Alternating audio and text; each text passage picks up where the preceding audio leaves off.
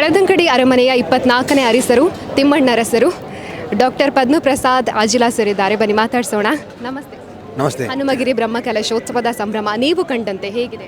ನನಗೆ ಭಾಳ ಸಂತೋಷ ಆಗಿದೆ. ಯಾಕೆಂತ ಹೇಳಿದರೆ ನಾವು ಇಲ್ಲಿ ಹನುಮಗಿರಿ ಕ್ಷೇತ್ರಕ್ಕೆ ಸುಮಾರು ಒಂದು 2-3 ಸಲ ಭೇಟಿ ಕೊಟ್ಟಿದ್ದೇವೆ. ಆದರೆ ಇವತ್ತು ಈ ಒಂದು ಹನುಮಯಾಗದ ಒಂದು ಸಂದರ್ಭದಲ್ಲಿ ಸುಸಂದರ್ಭದಲ್ಲಿ ನಮ್ಮ ಇದರ ಪಾಲ್ಗೊಳ್ಳುವಿಕೆ ನನಗೆ ತುಂಬ ಸಂತೋಷವನ್ನು ಕೊಟ್ಟಿದೆ.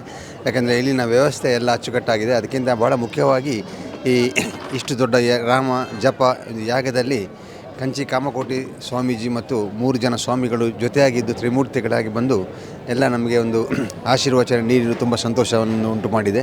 ಇಲ್ಲಿ ವ್ಯವಸ್ಥೆಯನ್ನು ನಾನು ನೋಡಿದ್ದೇನೆ. ಇಲ್ಲಿಯ ಎಲ್ಲ ಕಾರ್ಯಕರ್ತರು ಇರ್ಬೋದು, ಉಳಿದ ಎಲ್ಲ ವ್ಯವಸ್ಥೆ ಮಾಡೋ ಜನರು ಎಲ್ಲರೂ ಸಹ ಭಾಳ ಅಚ್ಚುಕಟ್ಟಾದಂಥ ವ್ಯವಸ್ಥೆ ಮಾಡಿದ್ದಾರೆ. ನಾನು ಅನ್ನ ಸಂತರ್ಪಣೆಯಲ್ಲಿ ಹತ್ತಿರದಿಂದ ಈಗ ನಾನು ಮಾತಾಡ್ತಾ ಇದ್ದೇನೆ.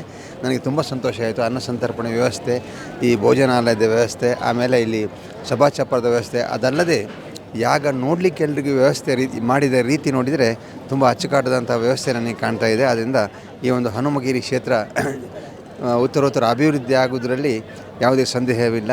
ಒಂದು ಮಾತು ಇದೆ ಅಂತ ಇಂಗ್ಲೀಷಲ್ಲಿ ಏನಂದರೆ, without the help of god we cannot do anything, but help of god we can do anything ಅಂತ ಹೇಳುವಂಥ ಒಂದು ಮಾತಿದೆ.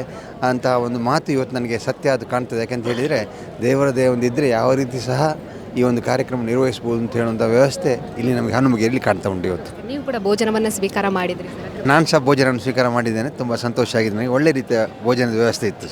ಓಕೆ ಸರ್, ಧನ್ಯವಾದಗಳು. ನಮಸ್ತೆ. ಸುದ್ದಿ ಚಾನಲ್, ಕ್ಷಣ ಕ್ಷಣದ ಸುದ್ದಿಗಾಗಿ